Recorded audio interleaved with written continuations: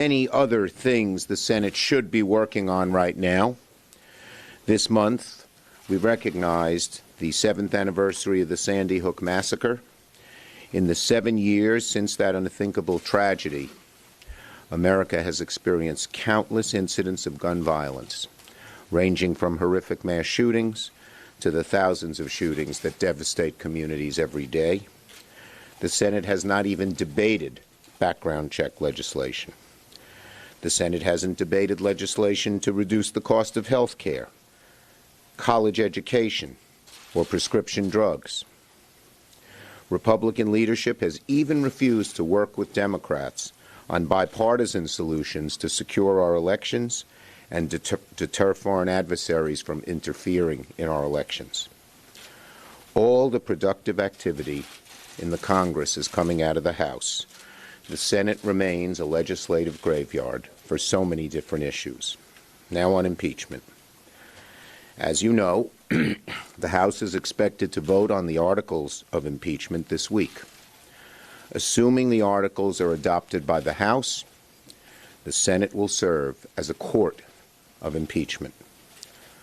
Conducting an impeachment trial in the Senate is an enormously weighty and solemn responsibility. It's one of the most important things that the Founding Fathers arrogated to the Senate. Senate Democrats believe strongly that the trial must be fair, and it's very important that the American people judge it to be fair. A fair trial is one where senators get all the facts and one that allows them to adjudicate the case impartially. 2 weeks ago now, I told Leader McConnell I was ready to discuss trial rules.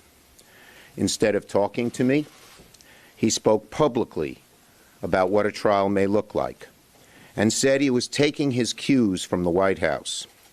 It was very partisan, very slanted, very unfair. So to get things back on track, I sent a letter to Leader McConnell last night outlining a very reasonable structure that would result in a fair trial. This morning, I sent the letter to every United States senator, Democrat and Republican. I hope that all of my colleagues will look at this proposed structure and make up their own minds. The 4 witnesses we propose have direct knowledge of why the aid to Ukraine was delayed. We don't know what kind of evidence they will present. They might present exculpatory evidence that helps President Trump. It may be incriminating against the president, but they should be heard. But by virtue of the senior administration positions they occupy, each of them will have information to share about the charges made by the House, information that no one has heard at this point. In fact, in the case of Mr. Bolton, his attorney stated publicly that he has additional relevant information to share, information that has not yet become public. How, on such a weighty matter, could we avoid hearing this? Could we go forward without hearing it? And that is why I sent the letter, in part, to Leader McConnell. We also propose that subpoenas for documents that are directly related to the charges brought by the House come forward. There's always a lot of attention on the question of witnesses, but these documents are also of great importance when it comes to making sure senators have what they need to make a fully informed decision. Right now, I think the House has amassed a great deal of evidence, much of it in the form of testimony from the President's own appointees, that the President committed impeachable offenses. But a good number of my Republican colleagues have said they believe the charges are serious, but there isn't enough evidence yet for them to make a decision. We believe these witnesses and documents would provide the evidence they're looking for without being dilatory or letting the trial drag on for too long. I haven't seen a single good argument about why these witnesses shouldn't testify or these documents be produced, unless the president has something to hide and his supporters want that information hidden. The trial structure I outlined in my letter to Leader McConnell will ensure that all the relevant facts come out without dilatory action. You know, there is a grand American tradition of a speedy and fair trial. That's just what we've proposed here.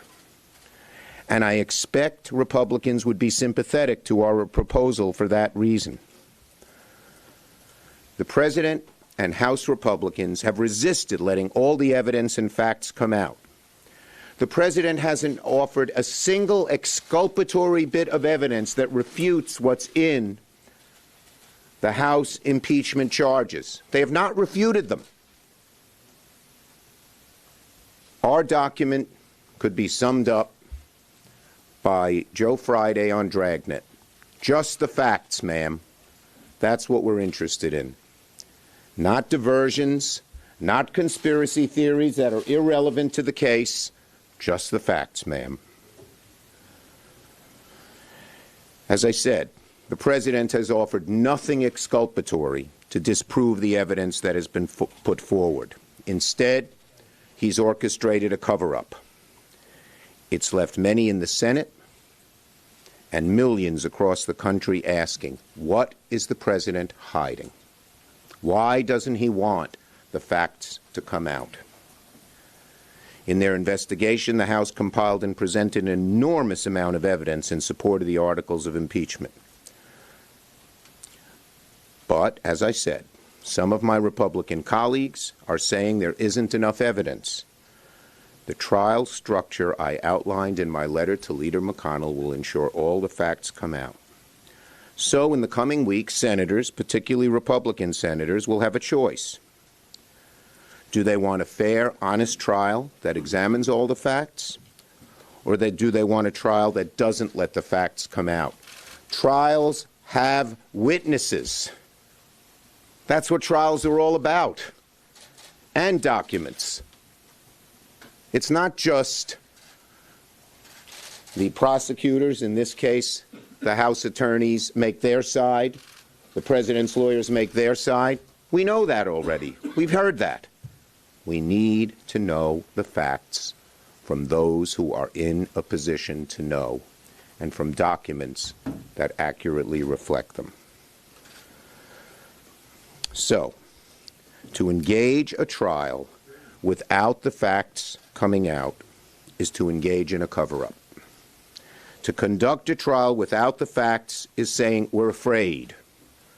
We have something to hide.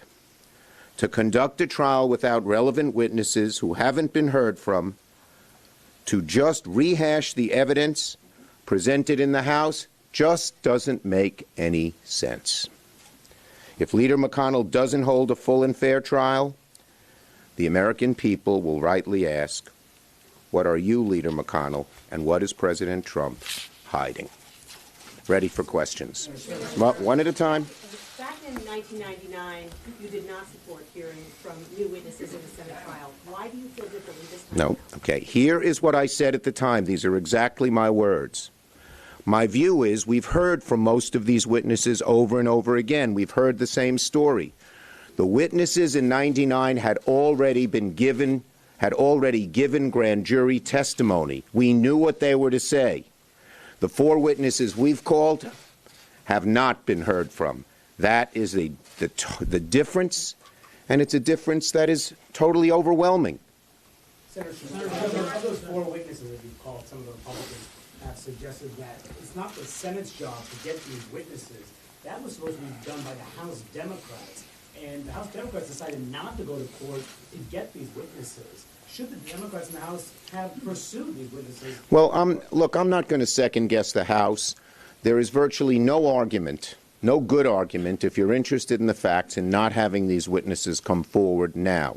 And remember, the standard at a trial is different than the standard when a prosecutor, in this case the House Impeachment Authority, puts together a case. A trial is a place for witnesses. Do you have now, or are you confident that you will have the support from 51 senators? I expect to have the support from Democrats and Republicans because the argument is so strong. And many Republicans have voiced to me and many of my colleagues privately that they think what the president did is wrong, but they're just not sure enough facts have been presented to make an impeachable case, high crimes and misdemeanors. This is the way to do it, the way we outlined. With this list of 4 witnesses, just 4, you didn't call for Pompeo or Giuliani. Wondering why you settled on this 4 and why not These, Pompeo or Giuliani? right, these are the 4 who have the most direct contact of the facts that are in dispute. Most particularly, why was the aid to Ukraine delayed? These are the best 4 witnesses for that case. And by the way, we don't want to be dilatory. We don't want to stress this out any longer than we have to. But these people are crucial and haven't been heard from. And again, that's the difference with 1999, and it's a total difference. Yes. I'm not going to get into that. I'll negotiate with McConnell, but let me tell you, live testimony is the best way to go. Leader Schumer, in 1999, the linchpin to the deal between Senator Lott and Dassel was the fact that they did not want live testimony. They had a little bit of videotape testimony. They thought it would bring discredit on the Senate. I spoke with Senator Lott a few days ago, and he indicated he thought that the integrity of the Senate is at risk here if you have live witnesses on the floor. 2-part question. Why is that not the case in this instance, despite what you said about not hearing from these 4? And Well, number 2, you can't say despite what I said. That's the whole case. We've heard from them. so point number 2, though, do you genuinely think 1999, agreement like yeah. 1999 1999 was a different case. There were all the obvious reasons why they did not want a witness like Monica Lewinsky testifying in public. I was there, and it related to what the questions might be about, that the whole nation, including children, would be watching. It's a totally different situation. There's no analogy. If House Democrats feel that they have enough evidence to impeach without hearing from these 4 witnesses, why isn't that enough here in the Senate? The bottom line is that there are some who may think it's enough. We all have to wait and not prejudge the case. But there are many who have said, these are serious charges, but I'm not sure there's enough factual evidence to merit impeachment. These people know better than anybody else the facts. There is no reason on God's green earth why they shouldn't be called and testify, unless you're afraid of what they might say. Senator, if you can't reach an agreement with McConnell on witnesses, would Democrats force motions on the floor when the trial? We'll cross that. I am hopeful. Leader McConnell has finally said that he wants to sit down and talk. And I am very eager and willing to do that. As I said, we want to come up with a fair trial where the facts come out without dilatory actions and without making this into a circus of unrelated conspiracy theories of either the right or the left. Last question. Back there with the beard. Senator, on that last point, there are Republicans, including perhaps even the President of the United States, who have some ideas for witnesses that they might want to call. Are you willing, if Senator McConnell were to say, sure, we'll do some of your witnesses, but you have to do some of ours, are you willing to? Well, again, I think the trial should be focused on the facts that the House presented, not on conspiracy theories that some established liar puts forward, and then someone says, let's hear if that conspiracy theory is correct, which has no relevance to the facts here. So we ought to stick to the facts, and if there are other witnesses who might have witnessed what happened, who might have very strong evidence on the facts that the House presented, I'd certainly want to hear who they are. Thank you, everybody. On the IG report?